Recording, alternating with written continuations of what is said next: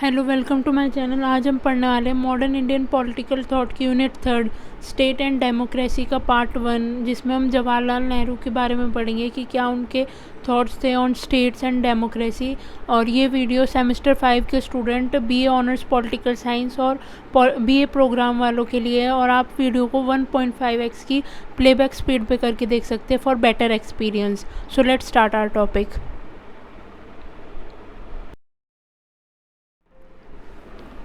Jawaharlal Nehru was born on 14 November 1889 in Allahabad. He was the first Prime Minister of independent India and a prominent leader of the Indian National Congress. Nehru ji का जन्म 14 नवंबर 1889 को इलाहाबाद में हुआ था, और ये हमारे देश के पहले प्रधानमंत्री थे, और साथ ही साथ ये काफ़ी प्रसिद्ध लीडर थे इंडियन नेशनल कांग्रेस के। और नेहरू जी की लाइफ है वो काफ़ी इम्पॉर्टेंट है in the Indian freedom struggle और creation of modern India. Nehru ji जो थे वो एक कश्मीरी ब्राह्मण परिवार में पैदा हुए थे। इनके पिता का नाम मोतीलाल नेहरू था, जो कि एक काफ़ी फेमस लॉयर थे और एक बड़े नेता थे इंडियन नेशनल कांग्रेस के। और इनकी माता का नाम स्वरूप रानी था, जो कि धार्मिक स्वभाव की महिला थी। नेहरू जी ने अपनी जो अर्ली एजुकेशन थी वो इंग्लैंड के एक काफ़ी famous school harrow and Eton में की थी। बाद में वो ट्रिनिटी कॉलेज कैम्ब्रिज यूनिवर्सिटी से ग्रेजुएशन कंप्लीट की उन्होंने, और इनर टेम्पल में लॉ की पढ़ाई की। After returning to India, Nehru began practicing law but soon became involved in the Indian freedom struggle.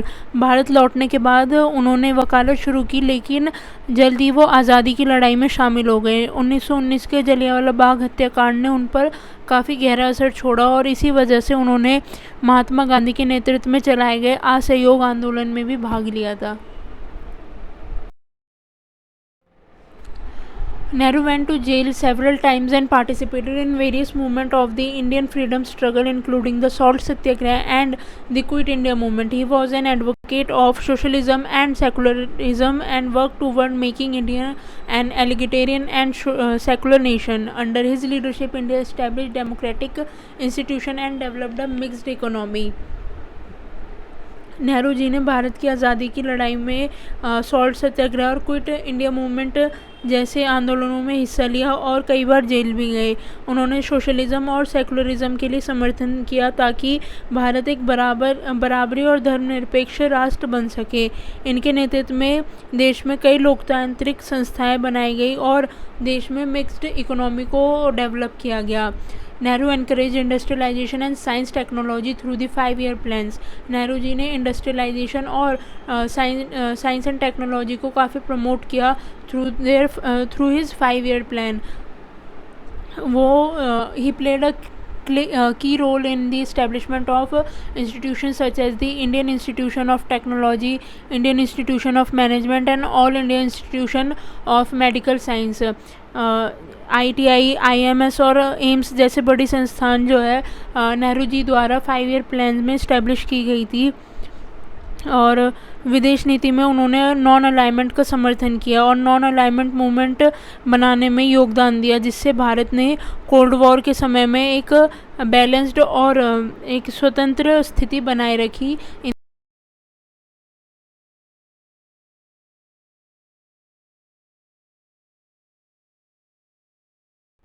नेहरूज़ view on the state. Nehru ji का जो विज़न था स्टेट और इंडियन पॉलिटिक्स और सोसाइटी से काफ़ी इन्फ्लुएंशियल था।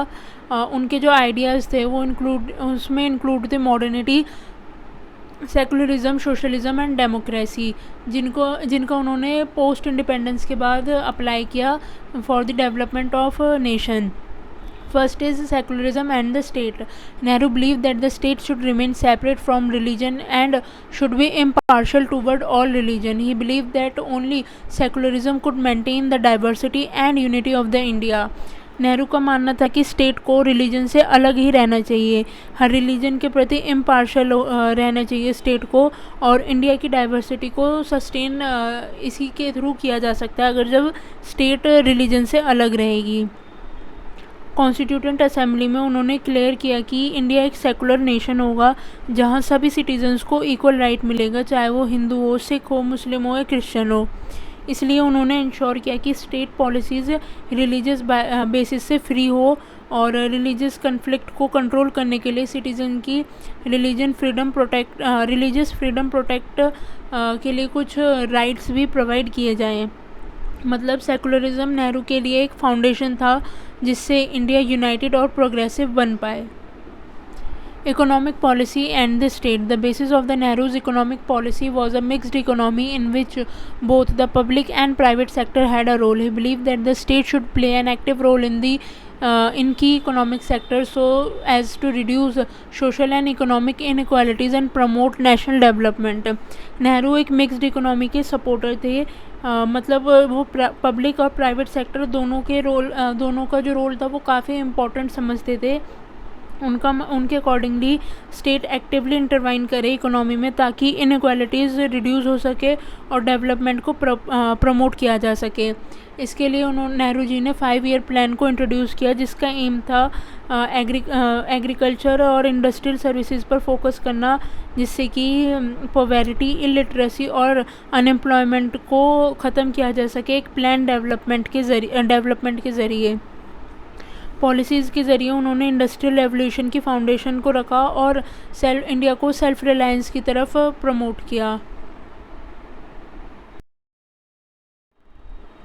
Social justice and the state. Nehru believed that the main objective of the state should be to ensure social justice. He believed that it was the duty of the state to remove social inequalities and provide equal opportunities to all sections of the society. Nehru ji का मानना था कि state का main जो objective है वो social justice होना चाहिए, इनइक्वालिटीज़ को रिमूव करना और सबको इक्वल अपॉर्चुनिटीज़ प्रोवाइड करना, ये स्टेट की ड्यूटी है।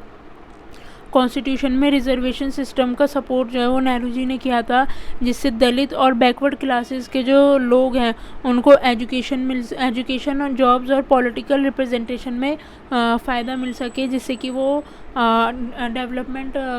डेवलपमेंट में पार्ट ले सके।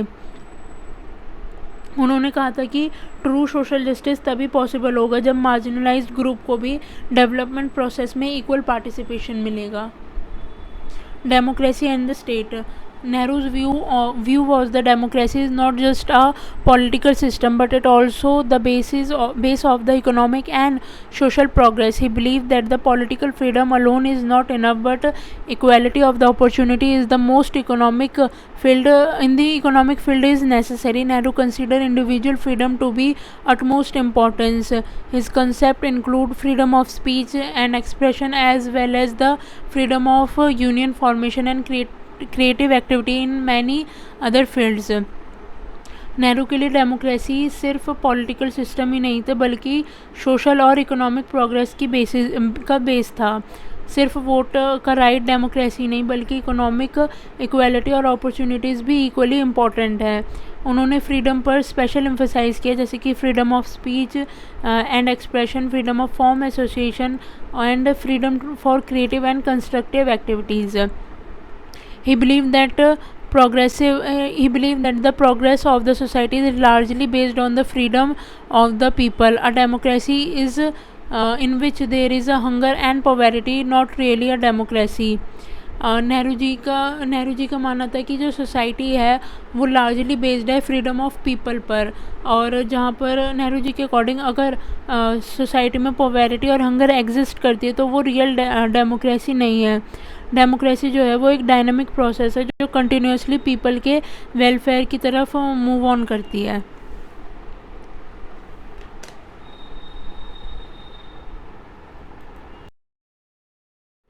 Education and the state. Nehru believed that education was the key to the development of any society. He wanted the state to establish an education system that would not only impart scientific and technical knowledge but also include moral and cultural values. He established institutions like Indian Institution of Technology, Indian Institute of Management, which reflect his importance to education. Nehru ji को लगता था कि education ही development का की component है। State का duty जो है वो एक ऐसे एजुकेशन सिस्टम को क्रिएट करने की है जो साइंटिफिक नॉलेज के साथ साथ मोरल और कल्चरल वैल्यूज़ भी प्रोवाइड करे स्टूडेंट को। उन्होंने हॉलिस्टिक एजुकेशन को प्रमोट किया जिसमें साइंस, एथिक्स, कल्चरल सब इंक्लूडेड हो। इस विजन के तहत उन्होंने वर्ल्ड क्लास इंस्टीट्यूशन को इस्टेब्लिश किया, जैसे कि आईआईटी, आईआईएमएस। ये सब चीज़ें दिखाती है कि नेहरू जी के लिए एजुकेशन सिर्फ एकेडमिक प्रोसेस ही नहीं था बल्कि नेशन बिल्डिंग का एक टूल था। एजुकेशन नेहरू के विजन में एक वेपन ऑफ प्रोग्रेस और मॉरल स्ट्रेंथ था। Nehru's view on democracy. Jawaharlal Nehru को इंडियन डेमोक्रेसी के मेन पिलर में से एक कंसीडर किया जाता है। इनका डेमोक्रेसी पर काफ़ी स्ट्रॉन्ग फेथ था। नेहरू जी के लिए डेमोक्रेसी सिर्फ एक पॉलिटिकल सिस्टम ही नहीं थी बल्कि इकोनॉमिक और सोशल प्रोग्रेस की फाउंडेशन भी थी। उनके नज़रिए में डेमोक्रेसी का मतलब सिर्फ इलेक्शन और वोटिंग तक ही लिमिटेड नहीं था बल्कि इसका लिंक था individual freedom, economic equality and social justice से। Political and economic democracy. Nehru believed that political freedom is not enough but equality of opportunity in the economic field is also necessary. According to him, democracy has no real meaning in a hungry and impoverished society. He believed that a society plagued with social untouchability and extreme economic inequalities could never be democratic. For a hungry person, mere voting rights have no importance. He was a strong supporter of a just social system where there is no place for social untouchability and economic inequalities. According to Nehru, along with political democracy, economic democracy is also necessary so all citizens can get equal opportunities. Nehru ji के according सिर्फ political freedom ही काफ़ी नहीं है बल्कि economic democracy की भी काफ़ी ज़्यादा इम्पोर्टेंस है। जस्ट इन केस अगर किसी इंसान को भूख लगी है और उनके पास रिसोर्सेज नहीं है तो वो वोटिंग राइट्स की वैल्यू शायद ही कंसीडर करेंगे। इसलिए वो कहते थे कि इकोनॉमिक डेमोक्रेसी भी ज़रूरी है जिसमें कि अनटचेबिलिटी, कास्ट बेस्ड इनइक्वालिटी और एक्सट्रीम पॉवर्टी के लिए जगह ना हो, जिससे कि लोग पॉलिटिकल सिस्टम को ज़्यादा इम्पोर्टेंस दे सके। पॉलिटिकल डेमोक्रेसी जो है बिना इकोनॉमिक डेमोक्रेसी के सक्सेसफुल नहीं हो सकती। और इकोनॉमिक इक्वालिटी और जस्टिस जो है वो किसी भी किसी देश की डेमोक्रेसी के as a basic element consider किए जाते हैं। Personal freedom and social progress. Nehru considered personal freedom to be very important. In his opinion, freedom of speech and expression, freedom to form association and other constructive activities are essential for the progress of society. He believed that the progress of a society is largely based on the freedom of the people. A democracy in which there is a hunger and poverty is not a democracy. According to Nehru, social democracy should not violate individual and civil liberties. Nehru के लिए personal freedom बहुत ही important थी जैसे कि freedom of speech, freedom of association and freedom for constructive activities. उनका मानना था कि सोसाइटी का प्रोग्रेस तभी होगा जब लोग अपने आइडियाज़ फ्रीली एक्सप्रेस कर पाएंगे और किसी टाइप की ऑर्गेनाइजेशन बना पाएंगे। अगर डेमोक्रेसी में हंगर और पॉवर्टी हो तो वो रियल डेमोक्रेसी नहीं है। सोशल डेमोक्रेसी का मतलब है कि सिविल लिबर्टीज़ और फ्रीडम को प्रोटेक्ट किया जाए। नेहरू जी डेमोक्रेसी को एक इंक्लूसिव पार्टिसिपेटरी और फ्रीडम ओरिएंटेड प्रोसेस के रूप में देखते थे।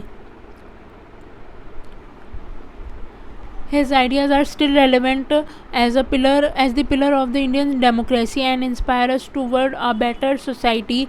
He saw democracy as a vibrant and inclusive society where every person has the right to dignity and equality. According to Nehru, democracy does not mean only the electoral system but also ensure equality and justice in all areas of society.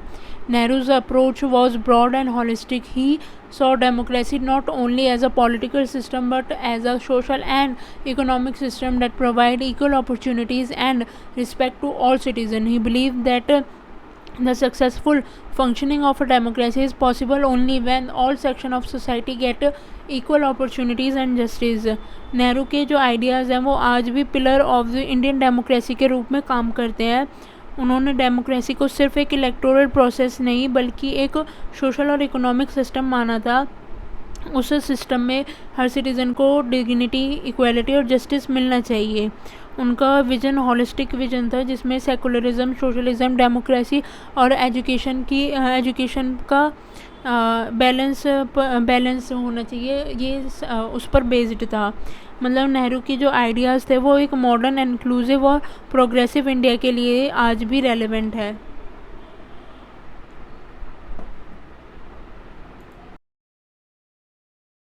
Part 1 में हमने जवाहरलाल नेहरू जी के जो thoughts थे state और democracy पर उसको cover किया। Next में हम दीनदयाल उपाध्याय के जो भी थॉट्स और आइडियाज़ थे डेमोक्रेसी और स्टेट को लेकर उसके बारे में पढ़ेंगे। अगर आपको वीडियो अच्छी लगी हो तो वीडियो को लाइक करें, किसी भी टाइप की क्वेरी हो तो कमेंट करें और वीडियो को शेयर करें एंड चैनल को सब्सक्राइब करें। Thank you.